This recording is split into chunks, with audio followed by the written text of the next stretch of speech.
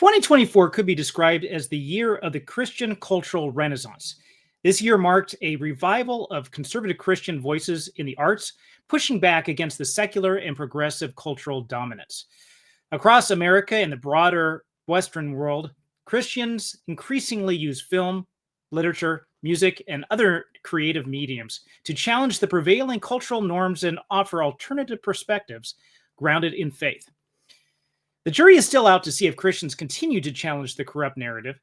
We might drop the ball, but I pray that we don't, because other than prayer, right living, and direct evangelism, this is one of the best ways to bring light and hope to a dying world. A message wrapped in a story. And why not? Jesus did it. So here are 6 ways Christians have challenged the culture through the arts. Number 1, cultural resistance through storytelling. Storytellers and artists in Christian communities have used narrative art to question modern ideologies such as relativism, the rejection of objective morality, and the deconstruction of gender identities. Christian authors, filmmakers, and playwrights offered works that engaged audiences in discussions about the role of faith in society, the sanctity of life, and the importance of traditional family structures. We reviewed dozens of films, movies, and books over this last year. And here's one of our favorites. It's starting to happen. Can you feel it, James? Can you feel it?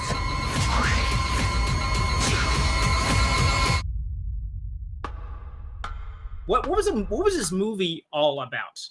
The Christian themes are vastly different from any of the themes that we've covered in any of the other movies. Oh yeah. So you would usually have Christian themes like courage or love or other things like that. You don't see those typical themes in this movie. Did you really think that poser could help you? I'm still here, James. I'm not going anywhere. You still have to deal with me. You're being irrational. I am the most rational being you will ever meet. Number 2, the power and faith of God. So you see that those who are protected have their faith in God, and those who are not protected don't have their faith in God. No! Nobody wants you here, priest! Nobody needs you! On the contrary, I invited him here. And you've got evil, and then you've got good here, both personified. Human nature and sin, the way that sin has opened us up to the forces of darkness. See, James, it's not just about you or Edward, for that matter. It's about everyone. The entire human race. All of us against all of you. Well, if that's the case, your side's not doing too well. Do you really believe that, James? So, angelology and demonology. Number 6. Number 7, victory, our ultimate victory in history over demonic forces. Do you have any other themes that you saw in there that you wanted to pull out? There are just so many, guys. This is very similar. Again, I keep going back to C.S. Lewis's writings. If you like C.S. Lewis's writings at all, I saw a lot of Paralandra in here. I saw a lot of Out of the Silent Planet in here. I saw a lot of That Hideous Strength. I saw hints of those books, at least what was talked about. Definitely Paralandra and That Hideous Strength. In fact, there were a couple scenes in there that I was like, man, that seems like almost straight out of something C.S. Lewis would have wrote. Yeah. You want to see this one. If you like the Screw Tape Letters and seeing how the enemy works and the ins and outs, that you will love this. Now, it's good to know what the enemy has planned so that you can counter against it. But we're also to focus not on forces of darkness, to focus on things in heaven and keep our mind on those instead. Number 2, cultural resistance through music. Christian music has been around since the birth of the church, and at one time was the music of our culture.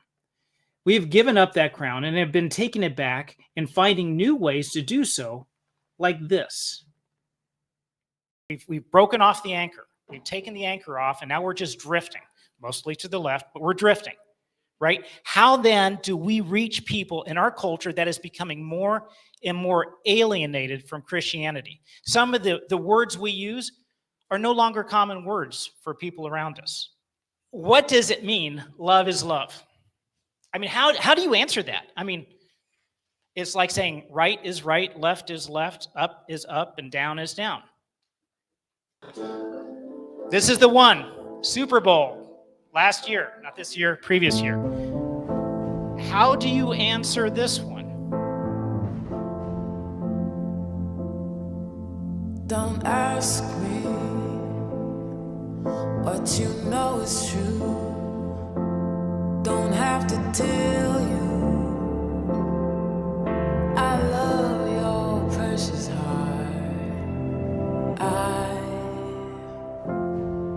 I was standing, you were there, two worlds collided, and they could never tear us apart.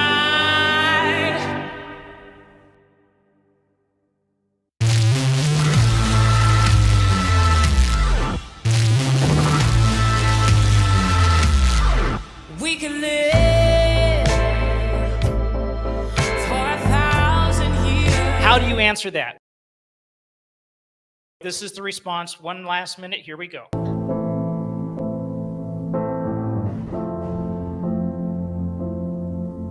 Don't ask me what you know is true. Don't have to tell you I love your precious heart.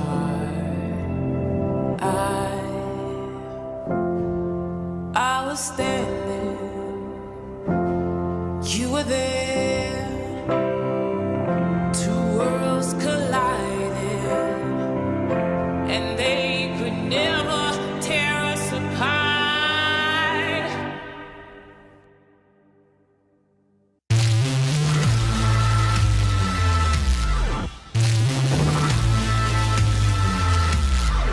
We can live.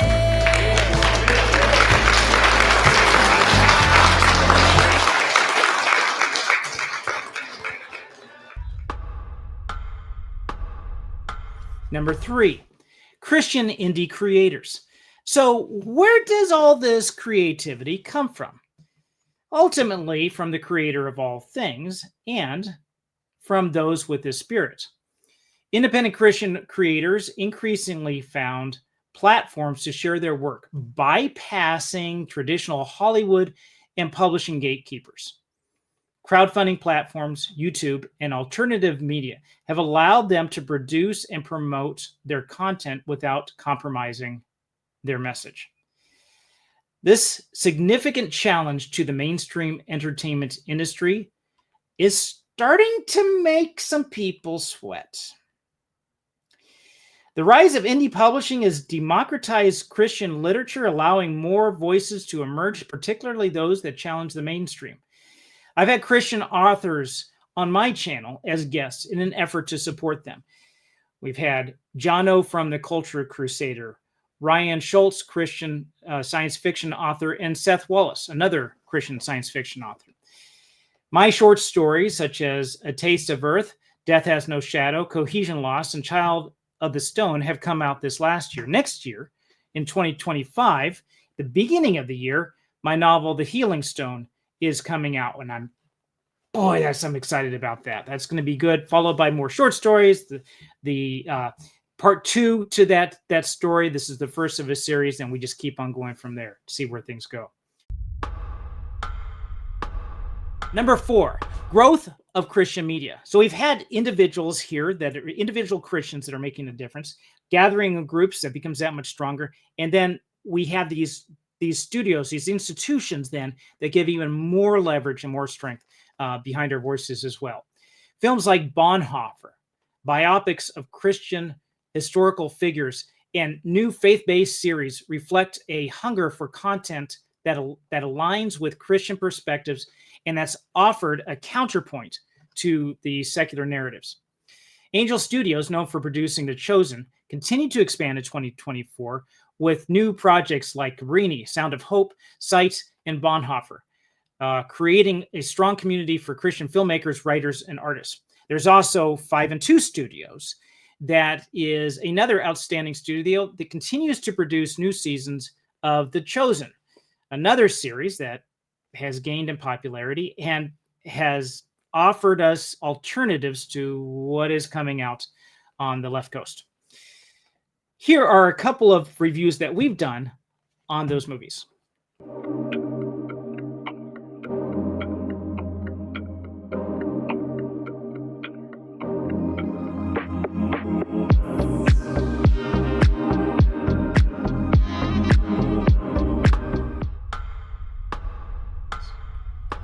Number 5, cultural engagement through critical conversations. Beyond just creative art, conservative Christians in 2024 have emphasized the importance of discussing and critiquing the state of culture through the lens of Christian worldview. Many podcasts, blogs, and YouTube channels have emerged as platforms where Christian thinkers and artists have challenged our world through art, science, fiction, cinema, and philosophy. Here's an example of one of our more controversial videos. So after watching the movie, reading the book, or even seeing the trailer, you might walk away with the impression that the people in this desert planet share the same religion as Bedouins in Arabia on our planet. And if you think the Fremen are cool with their tough warrior ways, then you might think that Islam is equally cool. Don't they share the same characteristics? So. We'll find out. I was hoping for a little bit of a taste there to see what's coming up. I don't want spoilers. Okay. We'll dive through. We're going to go through step by step, see Okay. what the requirements are for being a Muslim, see what the requirements are for being a Fremen, see if they line up Okay. or they crash and burn. Okay. Well, we will start first with the Zen Sunni religion. Now, this is a brief overview. It's just my... Number 6, challenging culture with apologetics. Beyond just creating art, Christians in 2024 more and more refuse to shrink back in the face of cancel culture and not only mention God in more than just a curse word, but boldly proclaim the name that is shunned by many, Jesus. More churches are increasing their awareness in apologetics, but not wholeheartedly yet. A wholehearted adoption has not happened yet, and we hope that's going to start to increase more in 2025. An example of this would be David Wood, who was previously viewed as a pariah, spoke in a large conference down in Florida earlier this year. And a venue that would usually have said, no, we don't want to touch those subjects. That's too difficult to work with. We don't want to damage our image. Not these guys. They got David Wood in there and the rest of his crew, and we're starting to make an inroads on other things, which leads into the next part. Heavy pro-Palestinian push in the corporate news and on college campuses had created a desire to understand Islam. This has driven a call for more apologists online, boosting small Christian channels. So this call then is a response to what's going on in the world, and we say, hey, there's an increase of Islam, or at least an awareness of Islam, and challenge here to the West. How do we handle this as Christians? So that's been a boon for many smaller apologetic channels. One of the things that Muslims and some atheists claim is that Christianity was created by the likes of the Roman Emperor Constantine during the Council of Nicaea. Yeah, I know, right? Hard to believe. So we did our part by poking fun of this false narrative with a skit from the Skeptic Zone. We'll be hitting that in just a minute. In summary, 2024 was a year when conservative Christians made significant strides in reclaiming the arts as a battleground for cultural influence. We demonstrated that the arts could be a powerful tool for communicating our worldview and offering an alternative to the dominant secular progressive ideologies. The momentum built during this year could signal a beginning of a longer-lasting Christian cultural renaissance, a revival, so to speak. Permit me to close with the Skeptic Zone.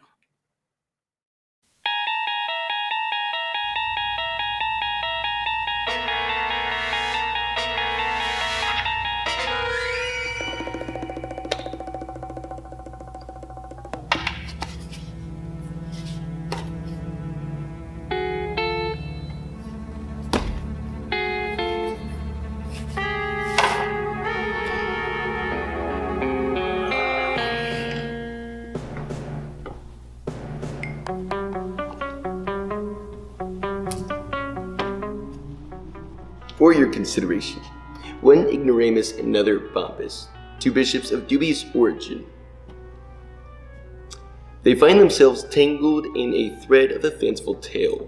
A tale popularized by Dan Brown's The Da Vinci Code, but watcher beware. What you're about to see is not a historical account, but rather a parody, a satire, a whimsical deviation from the historical truth. You are about to walk into a dimension not of sight and sound, but of pure imagination. Welcome to the Skeptic Zone.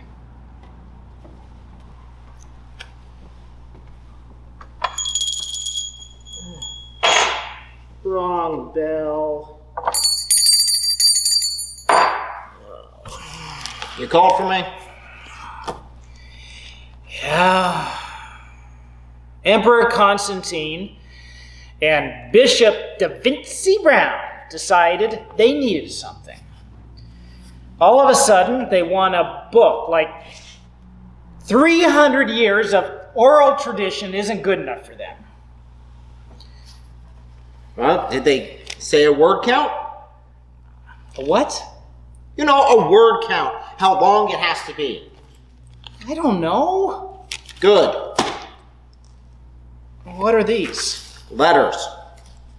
Yeah, what am I supposed to do with letters? Use them to fill it out. Sweet Moses and the 12 tribes of Israel. Bishop Pompous, did you ever write an essay in seminary? Yes, but this is something entirely different. You got to No. You use these to fill it out. You add words to make it look bigger. With advertisements and bills? Take those out. All right. But what we need are books. Okay? The letters are fine, but there are plenty of Christian groups competing with each other that have their own little books. We can find. Okay. What about the Gospel of Thomas? That's a good one. No. This is a Gnostic text. I don't like them. They didn't invite me to lunch last week. But you put in Bishop Sneako's book, the Book of the Council of Nicaea. If you take this one out, you've got to take that one out. All right. They both go. But it's too light. We need something else. What about the Infancy Gospel of James? It's all about Jesus' childhood. No! Emperor Constantine does not like... You know these things. He doesn't like children. That's not going to work. How about the Gospel of Mary? That one's my favorite. No, men only. No women. This is a patriarchy we're starting here. Jeez, what is this? The Gospel of Muad'Dib. It says Dune Messiah on the cover. I like it. It's from St. Herbert. I've never heard of it. No, I don't think so. This is not going to be going in at all. You'll like it once you read it. No, it's not something I want in here at all. This not belong with the Dune, Yes, and it it's got does. a worm in there. I don't want it. You got apples in Genesis. It'll fit. No, it does not. Here, Yes, it take does. it out. Burn it! Burn it! You heretic! Burn it! Muad'Dib! Ow! Somebody get Saint Nick! Ignoramus and pompous, two bishops who never really existed. Just simple phantasms made by a twisted mind at the crossroads of doubt and cynicism. The real narrative of the New Testament canon is far more simple and organic, and if you wish to learn more, make sure to follow the link above. But we can take this historical false narrative about the Council of Nicaea and file it under I for imaginary in the Skeptic Zone.